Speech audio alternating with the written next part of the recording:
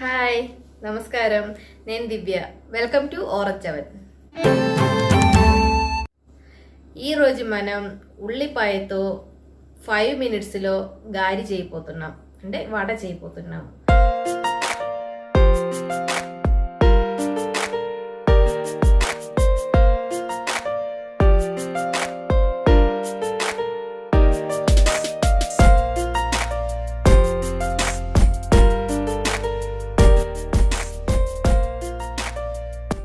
మామూలుగా మనకి ఉల్లిపాయతో బజ్జీలు పకోడీలు బాగా అలవాటే కదా. ఈరోజు కొంచెం వెరైటీగా ఒక గారి చేస్తే ఎలా ఉంటుందో చూద్దాం. మనకి ఉల్లిపాయతో వడలు చేయడానికి మైదా పిండి కావాలి, అలాగే కొంచెం సోంపు, ఇది మంచి ఫ్లేవర్ వస్తుంది. అలాగే కొంచెం పసుపు, కారం, ఉప్పు. ఇది కాకుండా మనకి ఒక 2-3 ఉల్లిపాయలు, ఒక పచ్చిమిరపకాయ, కొంచెం కరివేపాకు కావాలి. మనం ఈ మైదా పిండిని పక్కన పెట్టేసి ఉల్లిపాయల్ని, పచ్చిమిరపకాయల్ని, కరివేపాకుని కట్ చేసి ఈ మసాలాతో మిక్స్ చేయబోతున్నాము. కొంచెం చిన్న ముక్కలుగా కట్ చేసేయాలి. అలాగే ఉల్లిపాయల్ని కూడా, పచ్చిమిరపకాయలను కూడా చిన్న చిన్న ముక్కలుగా కట్ చేస్తున్నాను. అది కూడా మొత్తం వేయట్లేదు, మరి కారం అవసరం లేదు. ఆల్రెడీ మనం కారపొడి కూడా కొంచెం వేస్తున్నాం కాబట్టి ఉల్లిపాయలని మాత్రం బాగా సన్నగా తరిమండి. ఎలాగైనా వడ కోసం మనం సన్న సన్న ముక్కలుగా కట్ చేస్తేనే మంచిగా ఉంటుంది. బాగా ఆయిల్లో బాగా ఫ్రై అవ్వాలి కదా, అప్పుడు పెద్ద ముక్కలు అయితే అంత బాగుండదు. అదిగోండి సన్న సన్న ముక్కలుగా కట్ చేశాను.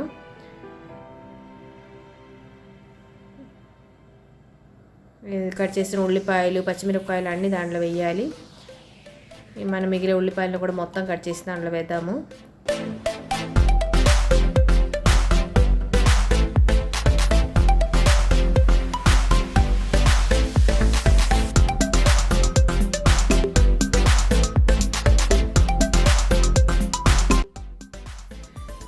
ఇప్పుడు మనం ఈ ఉల్లిపాయల్ని ఆ మసాలాలు వేసి బాగా పిసకాలి.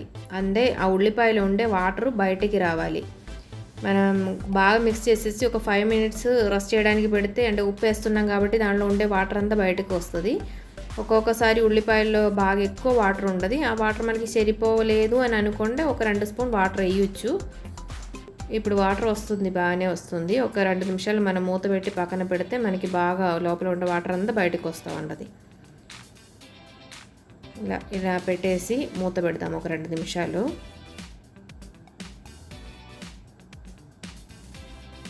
ఇప్పుడు చూడండి, అదిగో వాటర్ ఎంత వస్తుందో బాగా. ఇప్పుడు ఈ వాటర్కి కలవడానికి సరిపోయేటట్టు మైదా పిండి వేద్దాం మనం.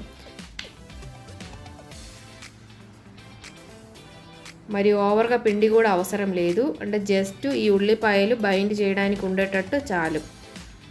ఇది ఒక 50 గ్రామ్ పిండి ఉంటుంది, దానికంటే ఎక్కువ కూడా అవసరం లేదు. అంటే మనకి మెయిన్గా కావాల్సింది ఉల్లిపాయలే కదా. ఈ వాటర్ సరిపోలేదు అనుకుంటే ఒక 2 స్పూన్ వాటర్ వేయచ్చు. మొత్తం పిండి కలిసిపోతుంది. ఓవర్గా డ్రై అయితే మాత్రమే వాటర్ పోయండి, లేకపోతే వాటర్ కూడా అవసరం ఉండదు. ఇదిగో మనది బాగా కలిసిపోయింది.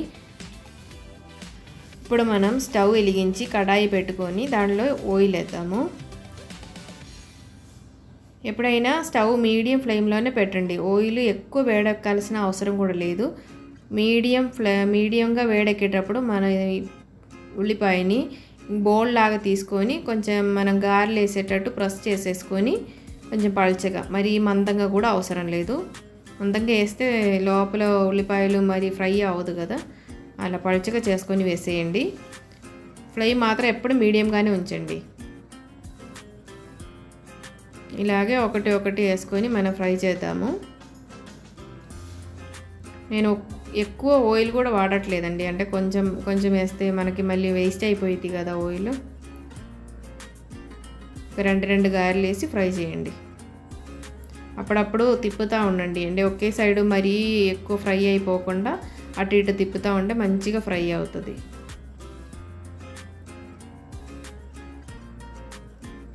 ఆల్మోస్ట్ రెడీ అయిపోయింది, మనం తీసేద్దాము. అదిగో ఇంకా మిగిలే పిండి కూడా మనం ఒకటి వేసి ఫ్రై చేద్దాము.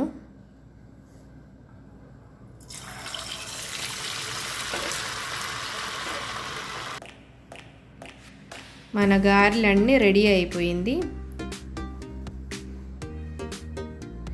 చూడండి బాగుంది కదా, మంచి ఫ్లేవర్ ఇస్తుంది ఉల్లిపాయ సోంపు అన్నీ కలిసేటప్పుడు. ఇప్పుడు మనం ఒకటి కట్ చేసి చూద్దాం ఎలా ఉందో. లోపల బయట మాత్రం మంచి క్రంచీగా ఉంది, లోపల బాగా సాఫ్ట్గా ఉంటుంది ఉల్లిపాయలు. అది చూడండి, ఇది టేస్ట్ మాత్రం చాలా సూపర్గా ఉంటుంది. ఈ ఉల్లివడ అంటే నాకు బాగా ఇష్టం. మీరందరూ ఒకసారి ట్రై చేసి చూసి నాకు రివ్యూస్ చెప్పండి. ఇది నేనైతే టేస్ట్ చేయబోతున్నాను. ఉల్లిపాయ గారి ఎలా చేయాలో అందరూ చూసారు కదా, ఎంత ఈజీగా అయిపోయింది కదా.